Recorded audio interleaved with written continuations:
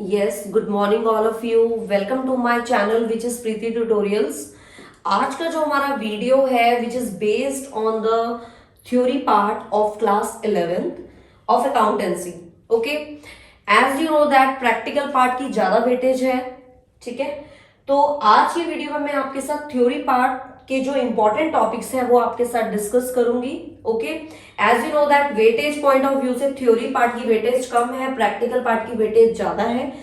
Theory part की weightage है 25 to 20 marks, 20 to 25 marks की वेटेज है. Okay, so without wasting time start करते हैं इंपॉर्टेंट टॉपिक्स जो अकाउंट्स के हैं. Okay, so number one is accounting. What is accounting students? आपको अकाउंटिंग पता होना चाहिए, उसके मेरिट्स डीमेरिट्स पता होने चाहिए कि हम अकाउंट्स क्यों प्रिपेयर करते हैं, what are their merits and demerits. Okay, and what is the objective behind कि हम अकाउंट्स क्यों प्रिपेयर करते हैं, what is the objective behind.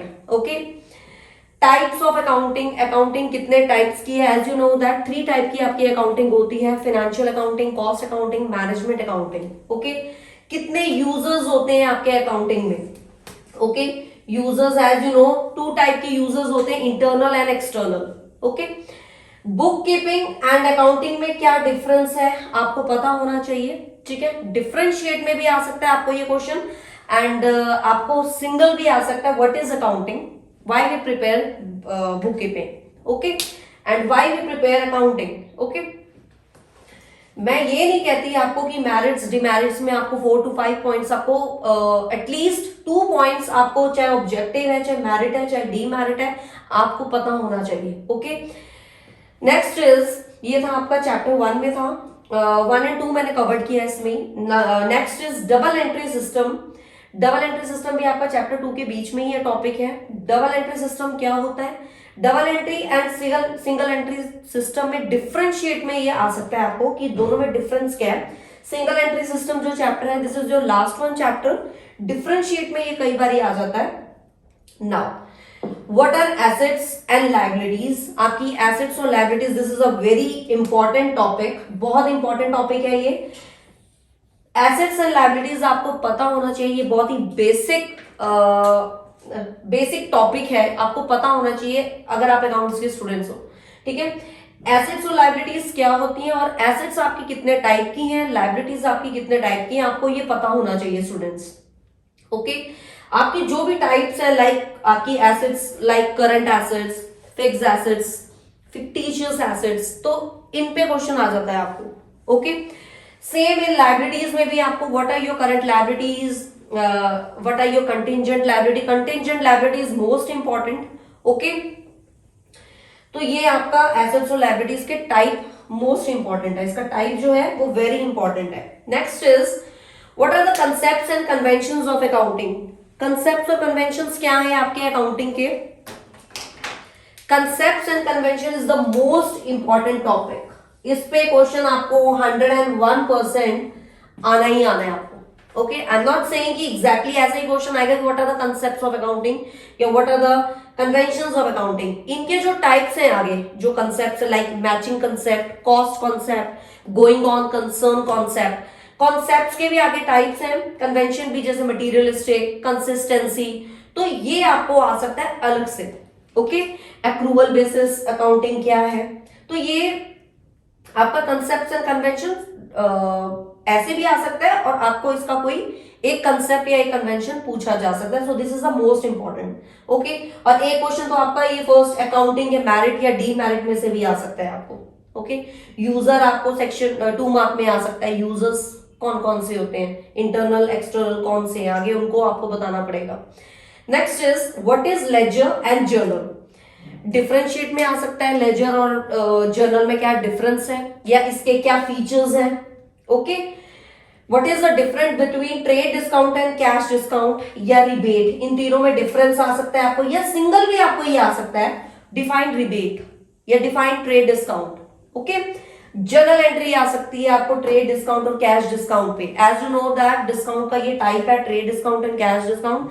आपको ये डिफरेंशिएट में भी आ सकता है आपको. ओके, ये बहुत इंपॉर्टेंट है आपका. Next is cash flow. मैंने चैप्टर्स जो है आई एम नॉट सेइंग कि मैंने सीक्वेंस वाइज जॉट डाउन किए हैं, मैंने आगे पीछे भी हो सकते हैं चैप्टर्स, ठीक है, तो जो टॉपिक्स थे वो मैंने नोट डाउन किए। ओके, सो आप अपने माइंड में ये मत रखना कि ये सीक्वेंस वाइज है, जैसे अब ये सिंगल एंट्री सिस्टम है, ये लास्ट चैप्टर है और ये मैंने डबल एंट्री के साथ ही लिखा हुआ है। ठीक है, next is cash book. What is cash book? As you know that in which we record only the cash transactions, credit transaction हम इसमें रिकॉर्ड नहीं करते।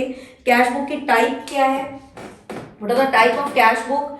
एंड 3 टाइप की होती है आपकी cash book, 1 column, 2nd column and 3rd column cash book. Next is petty cash book.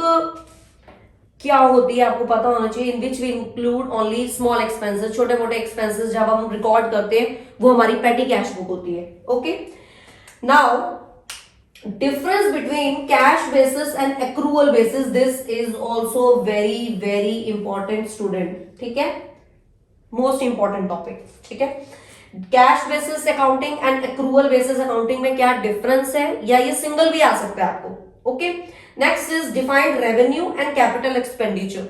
Define करने के लिए आपको आ सकता है ये कैश मेमो क्या होता है, इनवॉइस क्या होता है, इन्वेंट्री क्या होता है, अकाउंटिंग स्टैंडर्ड्स क्या होते हैं। ठीक है, तो ये आपको पता होना चाहिए। डेबिट नोट क्या होता है, क्रेडिट नोट क्या होता है, वाउचर्स क्या होता है, what are their types.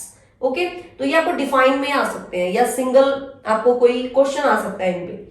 Next is define BRS, bank reconciliation statement, define trial balance, define में आ सकता है, या व्हाई इट इज प्रिपेयर्ड, हम इसे प्रिपेयर्ड क्यों करते हैं, ट्रायल बैलेंस क्यों बनाते हैं, to check the accuracy of accounts.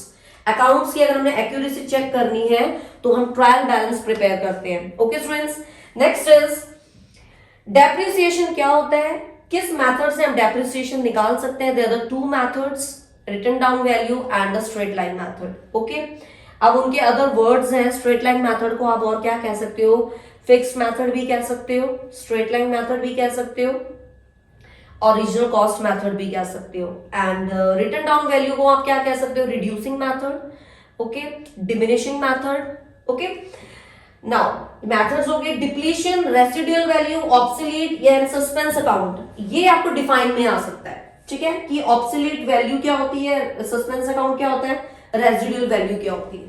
Okay, now next is the difference between provisions and reserve. ये भी आपका मोस्ट इंपॉर्टेंट टॉपिक है, थ्योरी चैप्टर है ये। ठीक है, रेवेन्यू, कैपिटल एंड इनमें डिफरेंस क्या है, रेवेन्यू एंड कैपिटल रिजर्व में क्या डिफरेंस है, एंड प्रोविजन एंड रिजर्व में क्या डिफरेंस है। ठीक है, next is different between bill of, मतलब डिफरेंस आ सकता है आपको bill of exchange and promissory note में आपको डिफरेंस आ सकता है, और bill of exchange and promissory note के आपको फीचर्स पता होने चाहिए, एंड कितनी पार्टीज इंक्लूड होती है बिल ऑफ एक्सचेंज में या प्रोमिसरी नोट में। Okay, now next is difference between noting charges and discounting charges. As you know that noting charges is very important. Bank पे चार्ज करता है जब हमारा कोई भी चेक बाउंस होता है तो नोटिंग चार्जेस बैंक लगाता है। ठीक है, ट्रेड बिल क्या होता है, एकोमोडेशन बिल क्या होता है। ठीक है, this is very important. Next is define में आपको आ सकता है bill at sight and the days of grace. Next is date of maturity. As you know that date of maturity में जब आपके बिल की जो डेट है, जो गिवन डेट है आपकी बिल पे जो नोटेड है, उसको कहते हैं the date of maturity. Okay, next is rectification of error. Rectification of error क्या होता है, कितने टाइप के आपके एरर्स हैं। टाइप ऑफ एरर पे आपको क्वेश्चन जरूर आएगा थ्योरी पे। Okay, rectification by omission, compensating errors और भी हैं, तो टाइप इसके जरूर करने हैं आपने, most important. Okay, next is next chapters जो है आपका एडजस्टमेंट चैप्टर है फाइनेंशियल स्टेटमेंट पे, जिसमें आपका एक है एडजस्टमेंट चैप्टर है, एक है विदाउट एडजस्टमेंट। विदाउट एडजस्टमेंट में आपको क्वेश्चन आ सकता है कि आप ट्रेडिंग अकाउंट क्यों बनाते हो, why you prepare PA profit and loss account, and balance sheet पे क्वेश्चन आ सकता है what is the difference between balance sheet and the statement of affairs, इनमें आ सकता है आपको क्वेश्चन। ओके, और एडजस्टमेंट चैप्टर पे आपको क्वेश्चन कैसे आ सकता है, जो भी आपकी एडजस्टमेंट एंट्रीज है, लाइक जैसे प्रीपेड है, आउटस्टैंडिंग है, एक्रूड इनकम है, इन पे आपको कोई क्वेश्चन आ सकता है कि प्रीपेड एक्सपेंसेस क्या होते हैं, आउटस्टैंडिंग एक्सपेंसेस क्या होते हैं, एंड आउटस्टैंडिंग एक्सपेंसेस क्या होते हैं, और एक्रूड इनकम क्या होती है आपकी। ओके, इन पे क्वेश्चन आपको आ सकता है, और आपसे ये भी पूछा जा सकता है कि एडजस्टमेंट एंट्री होती क्या है। ओके, तो ये कुछ टॉपिक्स मैंने लिस्ट किए हैं जो मुझे इंपॉर्टेंट लगे हैं एग्जाम पॉइंट ऑफ व्यू से, कि अगर आप टाइम की शॉर्टेज भी है एंड जिन बच्चों ने अभी तैयारी स्टार्ट नहीं की है तो उनके लिए ये है टॉपिक्स, इंपॉर्टेंट टॉपिक्स हैं। तो वीडियो को पॉज कर लीजिए एंड ये सारे टॉपिक्स को जॉट डाउन कर लीजिए। Okay, as you know that अगर practical apart from your theory part अगर मैं बात करूं प्रैक्टिकल पार्ट की, प्रैक्टिकल पार्ट में 5 चैप्टर्स ऐसे हैं जिन पे क्वेश्चन आपको आना ही आना है स्टूडेंट्स, विच इज डेप्रिसिएशन पे क्वेश्चन आपको आना ही आना है 101%। Next is BRS, bank reconciliation statement पे आपको क्वेश्चन आना ही आना है मोस्टली।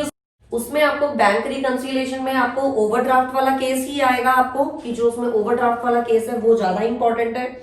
2 क्वेश्चन ये होंगे। Next is your financial statement with adjustment वाला चैप्टर जो है उससे भी आपको एक क्वेश्चन आना है। 14 मार्क्स, इस चैप्टर की वेटेज बहुत है स्टूडेंट्स, 12 to 14 मार्क्स की इस चैप्टर की वेटेज है। फाइनेंशियल स्टेटमेंट में आपको केसेस पता होने चाहिए एडजस्टमेंट की, प्रीपेड, आउटस्टैंडिंग, क्लोजिंग स्टॉक आपका कहाँ आना है। उसमें जो है एक बैड डेब्ट्स वाला केस है वो भी बहुत इंपॉर्टेंट है स्टूडेंट्स, ठीक है। 3 क्वेश्चंस हो गए। नेक्स्ट इज आपको कैश बुक पे क्वेश्चन आ सकता है, 1 कॉलम या 2 कॉलम या 3 कॉलम पे आपको एक क्वेश्चन आ जाएगा। बाकी आपके 1, 1, 2 ये मोस्ट वेटेज वाले मैं आपको चैप्टर बता रही हूँ कि जो 4 to 5 मार्क्स के आपके जो क्वेश्चन आने हैं। फाइनेंशियल एडजस्टमेंट वाला आपका 12 मार्क का क्वेश्चन आना है आपको। जनरल एंट्रीज आपको आ सकती है 3 या 4 2 मार्क्स में। जीएसटी वाली एंट्रीज आ सकती हैं, एसजीएसटी, आईजीएसटी, ठीक है। एंट्रीज आ सकती हैं आपको 3 to 4 मार्क्स की। एंड सिंगल एंट्री सिस्टम जो चैप्टर है उसमें आपको स्टेटमेंट ऑफ अफेयर्स बनाने को आ सकता है। तो ये 5 चैप्टर्स तो आप पक्के कर लीजिए जिन पे आपको क्वेश्चन 101% आने ही आने। Okay, and apart from your practical part ये मेरे थ्योरी पार्ट आपके साथ topics. So this is your theory part topics. ये आपके थ्योरी पार्ट टॉपिक्स हैं जो मुझे इंपॉर्टेंट लगे, जो मैंने आपके साथ डिस्कस किए। ओके, तो जितने भी न्यू व्यूअर्स हैं, अगर आपको मेरी वीडियो अच्छी लगे then please like my video, subscribe my channel and don't forget to hit the bell icon students. Okay, so meet you with the next video with a new concept. कोई नई video के साथ मैं आपके साथ मिलूंगी। Okay, so in case if you feel any query, any doubt, then please comment in inbox section students. So meet you with the next video. Till then, bye bye, take care all of you, bye bye and